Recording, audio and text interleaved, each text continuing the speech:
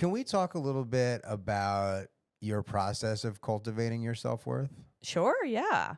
Um, let's see. I think there's a few things. 12-step programs are great. I put caveats on them because sometimes you go into a meeting and it's just not the vibe, you know? Like I go to adult children of alcoholics, my parents didn't have alcoholism, but it's just a sort of overarching term for like a dysfunctional family system, which is so many people. And this is not even like a finger wagging at parents with dysfunction. Like I just don't think a lot of parents had the tools or like they were doing their best or, you know, so it's not like a betrayal of your family of origin to be like, hey, maybe some bad habits or views or in some cases abuse, like very Absolutely. serious abuse. There's generational traumas. Yeah. You know, people are a product of the environment they came from. Yeah. We're imperfect, broken Yeah. things. It takes a lot of soul searching to be like, well, it's time to try to fix some of this cycle. But so I started going to 12-step meetings and like there's just certain inventories you take of yourself. It's very methodical where you like look at your life's experiences and your family's experiences. There's lists. Well, they'll be like, I'm scared of this, or I do this thing when I'm blah, blah, and you're like, check, check, check. You do a quiz to sort of see if you qualify or like I guess, diagnostic. And you're like, oh, wow, 100% across the board. Great. A plus. And again, 12-step has religion stuff in it.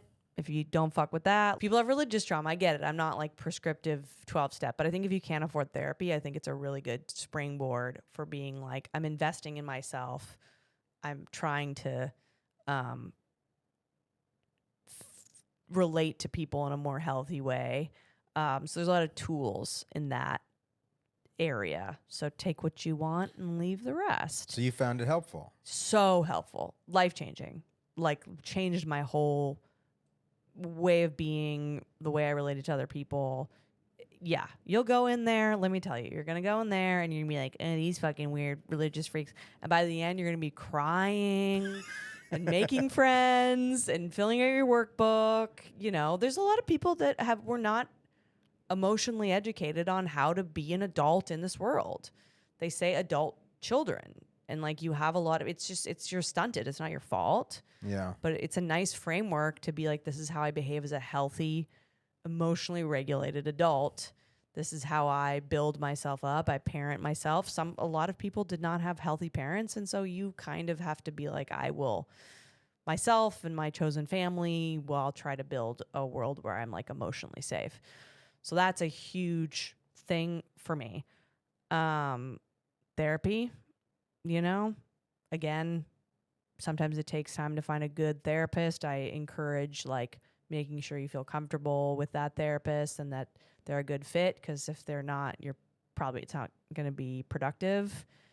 And don't go to therapy if you don't believe or you're not ready for it. If someone keeps telling you to go to therapy and you go, but you don't really believe, like I hate to say it, but it's kind of like other things, like there needs to be a bottom where you're like, I gotta go. Yeah. Yeah, I feel very lucky to have had some great therapists along the way, for sure. Shout out to the therapist.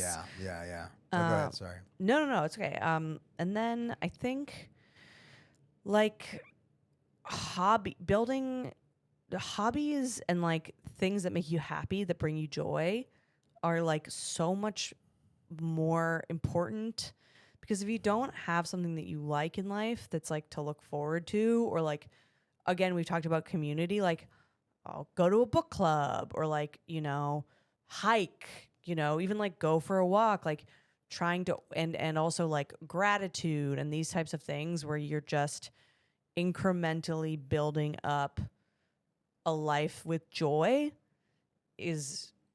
that is how one builds their self-worth, you know? Yeah. It can never come from career success. I mean, I think there's like if you have a creative career and you create something you're really proud of and it touches people, like that's great. That's a beautiful thing. But if you hate yourself underneath that, It's never Yeah. going to be in it. We know so many people who are like the most miserable human beings alive, and they are on television, financially killing it, you know, from the outside world. Like, Yeah. wow, people wish they had their lives, and they're black holes. Yeah, they've really climbed this ladder, but when they got to the top of it, they didn't do the sort of self-work Yeah. to really feel okay about themselves. So they're just miserable. It's very sad. Yeah.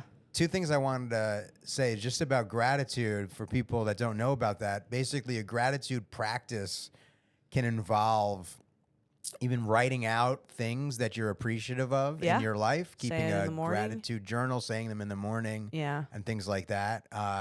It can really actually has almost like it can have like a physiological effect on you. It absolutely know? works, as corny as it seems.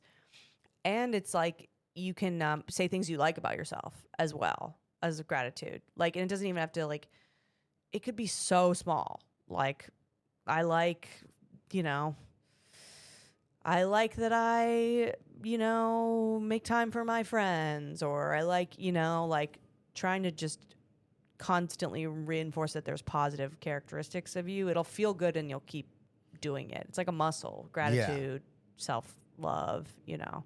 And something that's been helpful for me with self-worth and feeling better about myself is acts of service. Yeah, huge. It can be great. Huge. You know, I do some volunteer work with this organization called NAMI, the National Alliance on Mental Illness, NYC. It's the largest grassroots mental health advocacy organization in the country. They have chapters all over. Yeah. So I volunteer with the New York City one, and I'm an In Our Own Voice presenter. So I go to psych wards or outpatient programs and give a presentation about my story of mental health recovery to patients or mental health professionals, mental health care professionals.